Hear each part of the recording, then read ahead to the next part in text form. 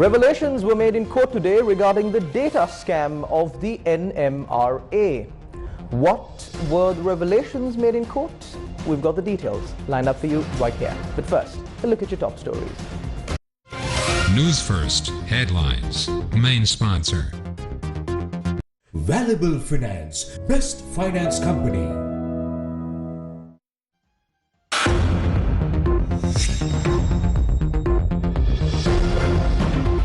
Sri Lanka imposes drastic import restrictions to discourage imports of mobile phones, electric appliances and over 600 other items. Will the former Attorney General be questioned over the April 21st attacks? Data scam taken up in court. Order issued suspending the planned update of the Lanka government cloud. GMOA steps down from activities of the COVID-19 task force. Director General of the Zoological Department resigns. Another captive elephant released to the owners based on court order.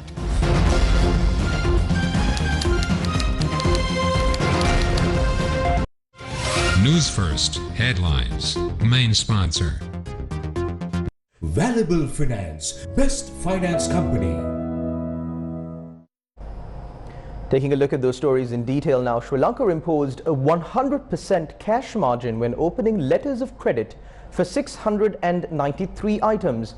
These items range from mobile phones to chocolate to cereal and a variety of clothing. The Central Bank of Sri Lanka had taken the decision to discourage imports as the country faced foreign exchange shortages. Banks have also been barred from giving credit for importers to meet the margins. The central bank said in a statement, and I quote, "Licensed commercial banks shall not grant any advances to their customers for the purpose of enabling such customers to meet the minimum cash margin deposit," end quote. A direction issued to licensed commercial banks by the Central Bank of Sri Lanka said the margin requirement was effective from the 8th of September. The CBSL statement mentioned 693 items through customs codes, including chocolates, spaghetti, apple juice, wine, oats, soya milk, dairy goods, lipsticks, coats, anoraks and electronic goods. The Monetary Board of the Central Bank of Sri Lanka decided to impose a 100% cash margin deposit requirement against the importation of selected goods of non-essential, non-urgent nature and documents against acceptance terms with licensed commercial banks and the National Savings Bank with immediate effect. The central bank pointed out that $753.4 million had been spent on importing these 693 items from January to July this year. Now the government has brought in a new law saying that you have to have 100% cash deposit margin to open a letter of credit to import more than 600 goods. I don't think there is anyone in Sri Lanka who can do business with a 100% cash deposit margin. The dollar is at 203, but the dollars are not available at the moment. හැබැයි dollar නෑ. එදා මතකනේ හාල් සේරුව කි මෙච්චරයි. හැබැයි හාල් නෑ. පාන් ගෙඩිය මෙච්චරයි. හැබැයි පාන් නෑ. සීනි රාත්තල මෙච්චරයි. හැබැයි සීනි නෑ. ආර්ථිකයට ගිහිල්ලා බලන්න නාරහෙන්පිට. Go to the Narayanpeta Economic Center and see for yourself. You can only buy one packet of milk powder. Go to the bank and see whether you can take $1,000. You cannot. Because the actual rate of the dollar is higher than 2003, anyone can say that they would like to buy the dollar at 235. That person will buy the dollar at 235 because the bank sells it at 203. But when you go to the bank, they will say that they do not have dollars. Then that person will have to go to either Vellavatta or Petta because he has to bring down essential goods to the country. Then the people at those places will say that they can give the dollar at 240 to 245. That place has dollars. They will get the dollar at 235 and give the dollar at 240 to 245. That is how the market circulates.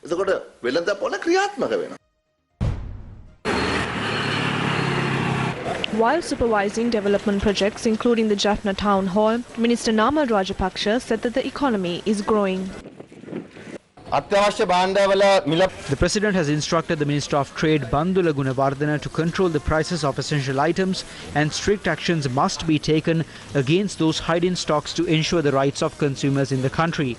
The agricultural industry has grown. Domestic production and domestic businessmen have grown as well. Therefore, we believe that the economy will grow in the future as well. The government is taking steps to take strict action against those charging higher prices, regardless of their status.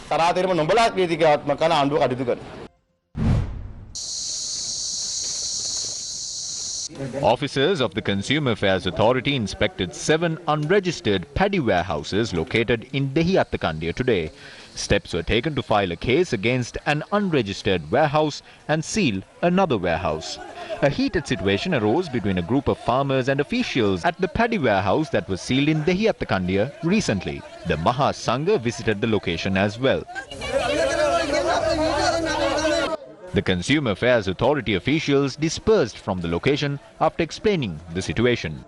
The people in the country are of the misunderstanding that the farmers' paddy are being taken over by the government. However, the reality is the paddy that is being illegally stored in unregistered warehouses until the prices increase is being seized by authorities. If investigations confirm that the stock of paddy is owned by a certain individual, then it will be released.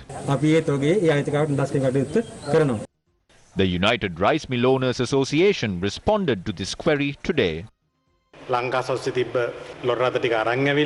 Officers of Lanka Satosa refuel lorries belonging to Lanka Satosa and their personal vehicles using tax money returned to Colombo with 600,000 kilograms of rice. The 22 million people in Sri Lanka require 650,000 kilograms of rice per day. Were these officers able to recover rice that can be used to feed these people at least one meal? They have only wasted hundreds of thousands of rupees of tax. Before conducting raids in Polonnaruwa, you must conduct raids in Colombo. First, visit the Paddy Marketing Board next to Lake House. Then visit the Department of Cooperative Development and the Food Commissioner's Department in Union Place. The Treasury has given 500 million rupees a year ago to the Food Commissioner's Department to maintain a safe stock of rice. This stock has not been transferred to the Veyangoda storage facility until today.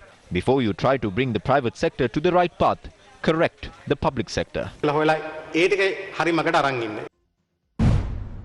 The Minister of Trade explained the reason for the raid on rice mills today. They stopped the supply of rice to the market continuously. When tenders were called through the Satosa to purchase rice, they did not participate in these tenders. There was a situation where Satosa could not even get a grain of rice. There was an unscrupulous conspiracy to drive the prices high when there were rice shortages in the country. The President defeated this conspiracy after understanding it. He appointed the Essential Services Commissioner General. There were discussions, there were agreements that they will provide stocks without disruptions. That is why there were raids at major mills yesterday and stocks were obtained for Satosa. We have been informed by the Commissioner General and the officials of the Consumer Affairs Authority that these stocks will be released to the market. If the stocks are released by these businessmen properly, then there would be no need for such raids.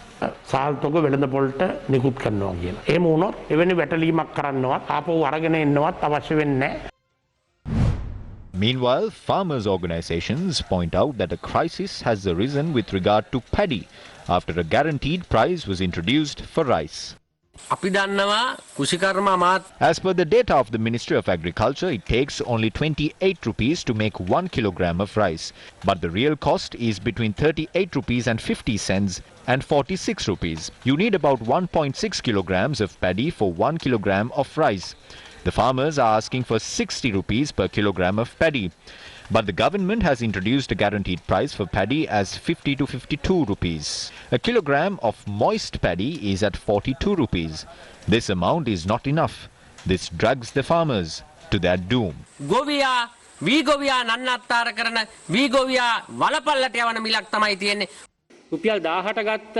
The can of oil we purchased at 1,000 rupees earlier is now being sold at 3,000 to 4,000 rupees.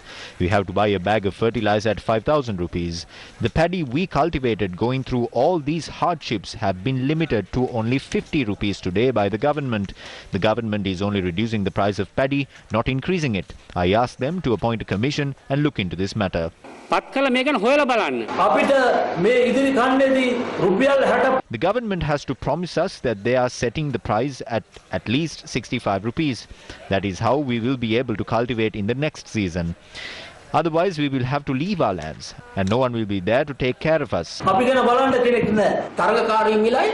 There are two prices in the market, the competitive price and the fixed price by the government. When you purchase it at the competitive price, the farmers are ready to sell it at 60 to 65 rupees. When you purchase it at 60, the rice comes to the market at 90 to 100 rupees. It does not matter even if it reaches 110 rupees. The private sector is ready to compete. They are ready to pay 60 to 65 rupees. Do not punish them. Do not seal their storage facilities. We ask the government to leave the market if they are unable to do this. This is how food items seized by the government circulate back to the market. Commissioner of Essential Services General Senratniun said they are undertaking efforts to release the seized consumer items to the wholesale traders as soon as possible. Retailers can purchase the relevant consumer goods at the prevailing controlled prices. Accordingly, the Commissioner General has already instructed the district secretaries regarding the supply of sugar to buyers through a letter. According to a letter issued by the Commissioner of Food to all district secretaries on the 6th of September, wholesale buyers can obtain sugar after depositing money in a state bank account held by the Commissioner of Food. These activities are carried out through the district secretary. 8,722.5 metric tons of paddy have been seized in the raids carried out so far. 50,576.2 metric tons of sugar have also been seized, while 807,375 kilograms of rice have been seized by the Commissioner General of Essential Services.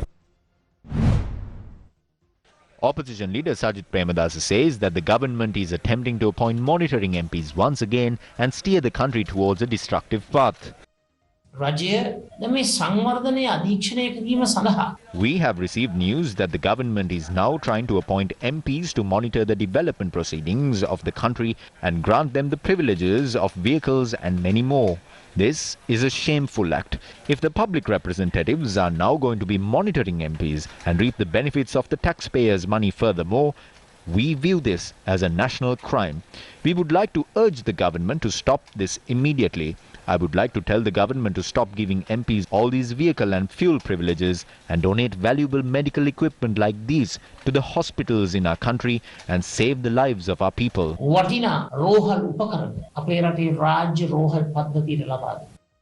Opposition leader Sajith Premadasa made this revelation after donating medical equipment worth 3.9 million rupees to the Kegol Teaching Hospital under the Vipakshin Husmak program.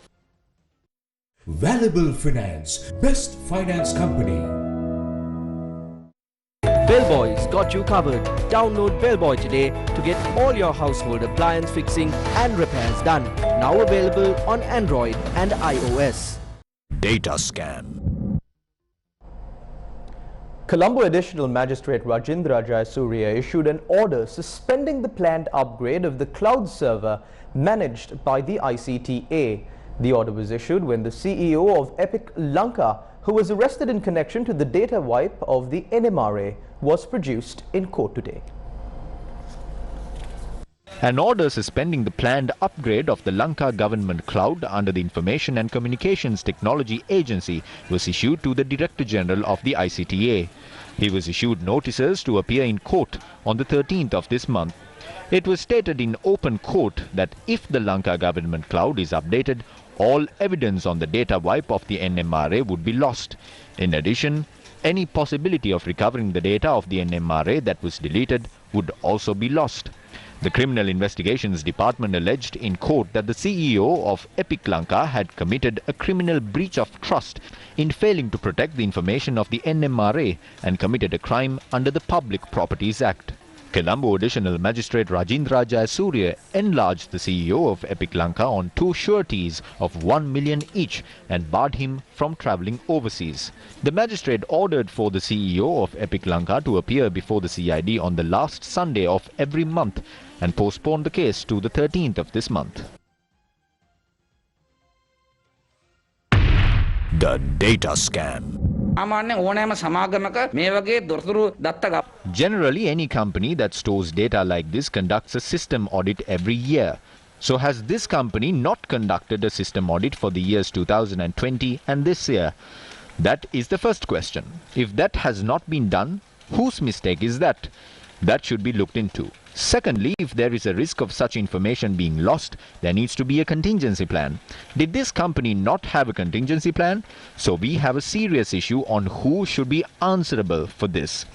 There is a discussion in the country that the price of rapid antigen test kits is too high. If we had access to this data, we can find out if there are other companies that have requested to import good quality rapid antigen test kits for a lower price. Some companies that import medicine to Sri Lanka are part of a mafia. So if other companies have requested for permission to import medicine in this competitive market and provide it to the people for a lower price, such incidents deprive these companies of this opportunity. The loss caused as a result will have to be borne by the public. This sensitive information affect the daily lives of the people as well as their future. සංවේදී දත්ත ලංකාවේ ජනතාවගේ එදිනදා සෞඛ්‍ය තත්ත්වයට වගේම අනාගත සෞඛ්‍යයටත් බලපාන දත්ත. Dr. Nalinda Herath, speaking at a media briefing today, revealed that the Government Medical Officers Association has withdrawn from the COVID-19 task force. Recommendations regarding the vaccination drive drafted with the advice of experts was handed over to the government. According to our recommendations, those above the age of 60 must be prioritized, and thereafter other age groups must be administered with the vaccines. However, that is not how the vaccination drive took place. Expert groups presented scientific methods to carry out this procedure. However, the procedure that is being implemented is the complete opposite of the recommendations. This must stop immediately. According to our knowledge, the decision makers here is the head of the COVID-19 task force. It has been a while since we stepped down from the COVID-19 task force. We have observed that the decisions made by the Technical Advisory Committee are not the final decisions made by the task force. Although not many people are vocal about this matter, I am sure everyone is aware of this. Meanwhile, Dr. Ananda Vijay Vikrama and Dr. Ashoka Gunaratna stepped down from the Technical Advisory Committee of the COVID-19 task force in the past. විශේෂඥ වෛද්‍යවරුන්ගේ කාර්යභාරය දේශපාලඥයන් සිදු කරන්න උත්සාහ කරනවා. මේ නිසායි මෙම ඕනේ දිගින් දිගට ඉවත් වෙන කියන කාරණයි අපිට එළියට එන්නේ. සෞඛ්‍ය අමාත්‍යාංශයත් එක්තරා අවස්ථාවක The Ministry of Health also falls into the same group that presents recommendations to the task force. They assess the risk based on the advice of medical experts and recommend the solutions to prevent the issue. Those responsible for the decision-making process will then carry out discussions and make the final call. The decisions made aren't always implemented based merely on the doctor's recommendations. This has happened in the past and may happen in the future as well. People are also talking about the government's intervention. This is not something new either. As health authorities, we consider the opinions and recommendations and make decisions accordingly. If you think otherwise, then I think you must take your concerns to them. This problem will not be solved by continuously questioning us. මේ සම්බන්ධයෙන් කරුණු ඉදිරිපත් කරලා මේ වැරද්දක් වෙනවා නම් ඒක කටයුතු කරන්න කියලා මම හිතනවා අපිම දිගින් දිගටම ප්‍රශ්න කිරීමෙන් මේ ප්‍රශ්නය විසඳෙන්නේ නැහැ. An analysis of the information on COVID-19 deaths. The Epidemiology Unit at the Ministry of Health has released a report on the information regarding the deaths reported until the 3rd of this month. According to the report, 76.8% of the deaths reported were of people above the age of 60 years. During the week that ended on the 3rd of this month, 1,115 people above the age of 60 had died of COVID-19. According to the Epidemiology Unit, the percentage of deaths reported among people below the age of 30 stands at 1.1%. 79.7% of the COVID-19 deaths reported in Sri Lanka are people who have not been vaccinated. 20% of the deaths are of people who have received only one dose of a COVID-19 vaccine. How did a majority of the deaths come from among those who haven't received even a single dose of the vaccine? There is a body that has been legally established to provide recommendations on how the vaccination program should be carried out. That is the Advisory Committee on Communicable Diseases. This body has operated for over 40 years. This committee prepared a national vaccination plan in January and indicated the target groups that must be vaccinated. Even today, that is the approved vaccination program. The biggest issue here is that they have deviated from this vaccination plan. The vaccination program for those above the age of 60 was not conducted properly. There are times when we learn of a decision on the vaccination program through reports published on the media. This is a program conducted by the Ministry of Health, And the senior officials of the Ministry of Health have a duty to direct these recommendations of the Expert Advisory Committee to the decision-making bodies and to stand for those recommendations. There was a clear recommendation from the Advisory Committee that the vaccination must be first carried out among those above the age of 60. But that is not what happened.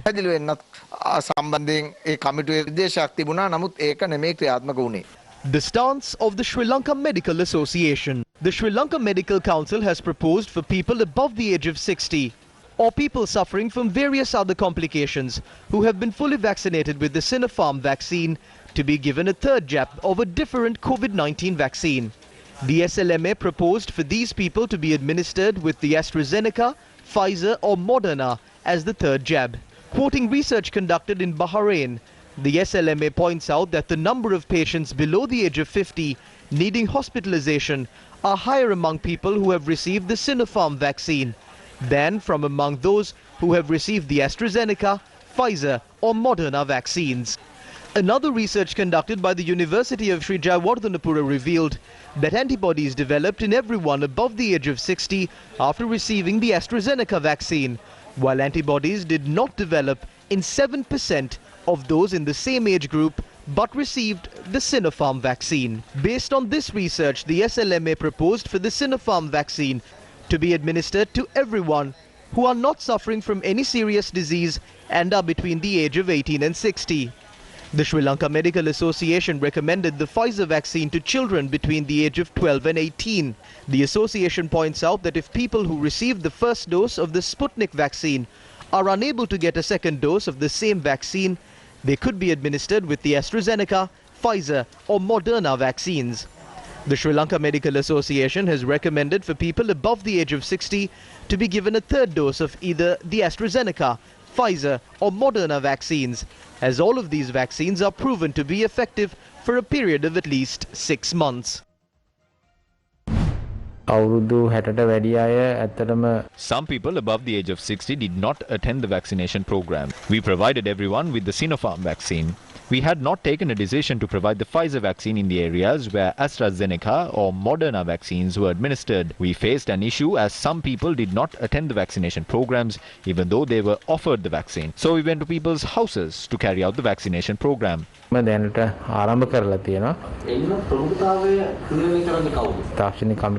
There is an advisory committee. There is also a procedure, but all of these can change according to the prevailing situation in the country. The Director General of the Department of National Zoological Gardens, Ishini Vikramasinghe, has stepped down from her post. Ishini Vikramasinghe, Director General of the Department of National Zoological Gardens, said that a letter has been sent to the Minister in charge of the subject informing him of her resignation. The resignation comes in the wake of the recent court order to release captive elephants to their original owners. According to the instructions of the Attorney General and the Gazette notification issued by the Minister of Wildlife, the Special Investigation Division of the CID requested the Colombo Magistrate Court to release 13 elephants to the original owners. Ms. Vikramasinghe, an environmental activist, was instrumental in introducing several progressive changes to the department. Meanwhile, another captive elephant kept at the Pinnavala Elephant Orphanage was released to its original owner this morning.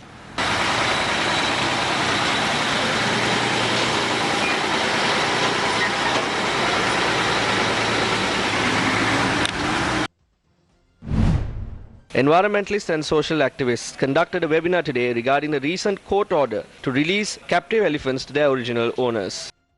People can only be the custodians of any wild animal, and that custodianship begins the moment they are handed over by a authorized document through the Wildlife Department. What the Attorney General's Department should have done is to finish the prosecution if they deemed it fit. They cannot decide who should be given the animal. That goes against the very principles and the very purpose and intentions of the Fauna and Flora Protection Ordinance, and therefore the regulations are illegal.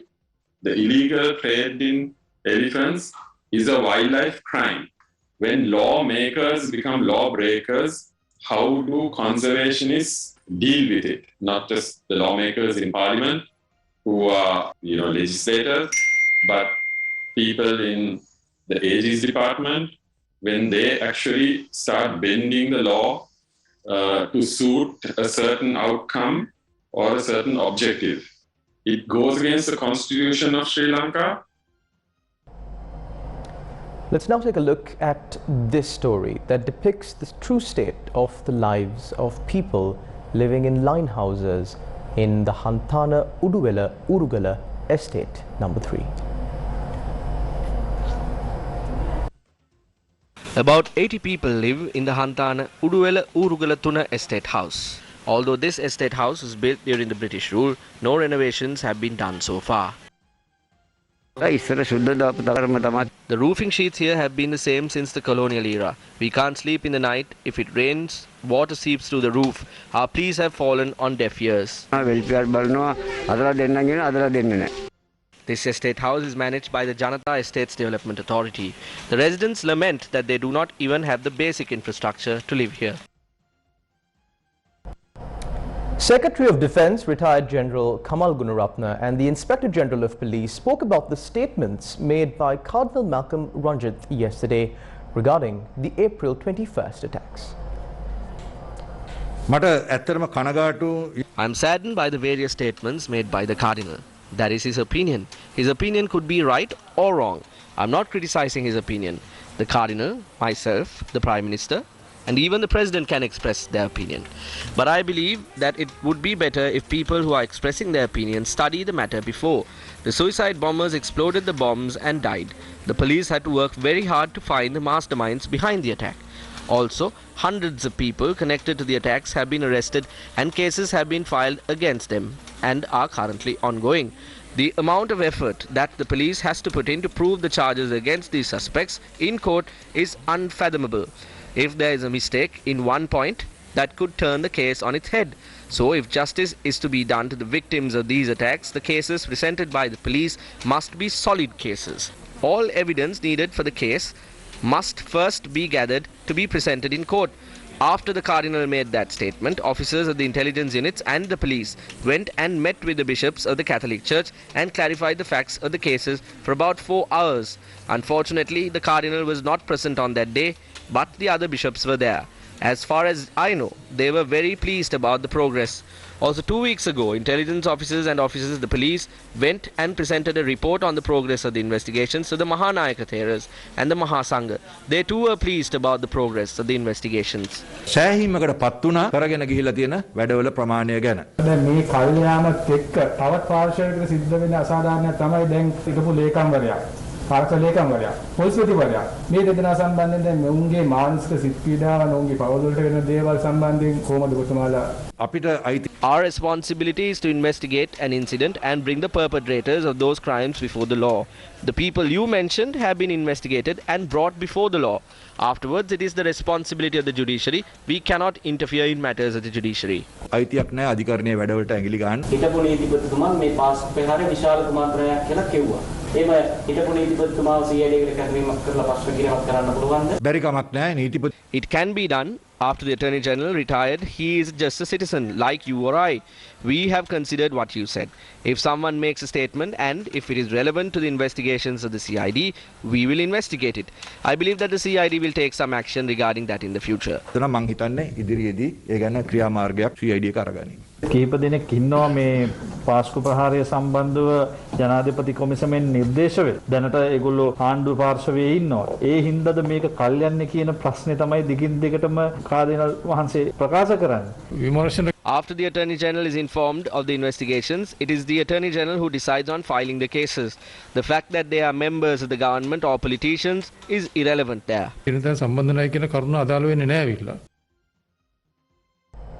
As mentioned at the beginning of the bulletin, of course, steps have been taken to preserve the dollars that are in possession of Sri Lanka. Import restrictions have been put in place. And with the current situation that the economy in Sri Lanka is facing, steps have been taken, of course, even in the past. Newsfirst has reported on the steps taken by authorities to sell off national assets to foreign corporations. A number of strategic locations in Sri Lanka have already been sold off to either foreign companies or multinational organizations, and port trade unions continued to raise concerns of plans to sell off even more. Now, port trade unions expressed their views regarding the transfer of land and services provided by the Colombo port to the private sector. Here is what they had to say. It has been proposed to hand over 13 acres of land bordering the CICT, SAGT and the east terminals of the Colombo port to a public-private partnership.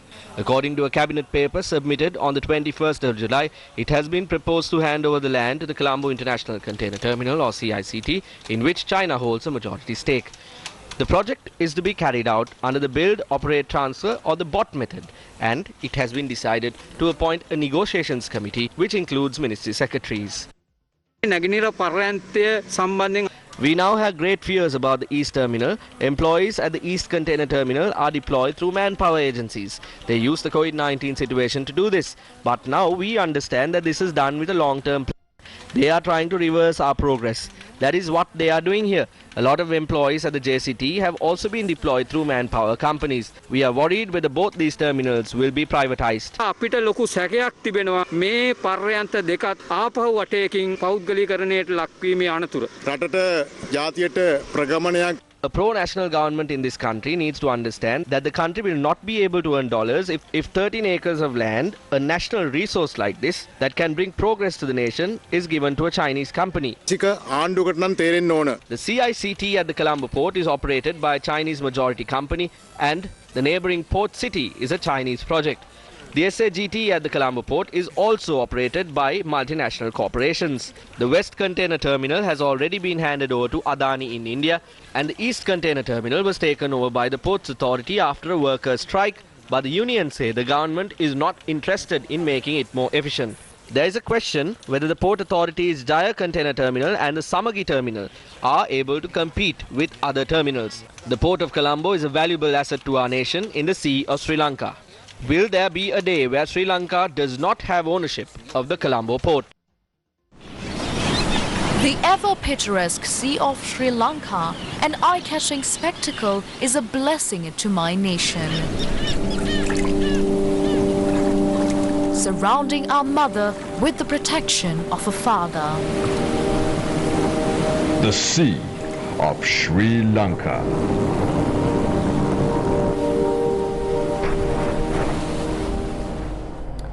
A team including a senior professor at the University of Peradeniya has introduced a low-cost test kit to identify COVID-19 infections. This special test kit was created by senior lecturer Ruchika Fernando and his team. The research team noted that the test kit could be used as an intermediate testing method for antigen and PCR tests. The test kit has the ability to identify infected patients quickly and at a low cost. The relevant test kits were presented to the Minister of Health, Keheliya Rambukwella, by the Vice-Chancellor of the University of Peradeniya, Professor M.D. Lamawamsa, and the investigation team. The Minister said that in line with the vision of prosperity, all possible support will be given for local products such as these.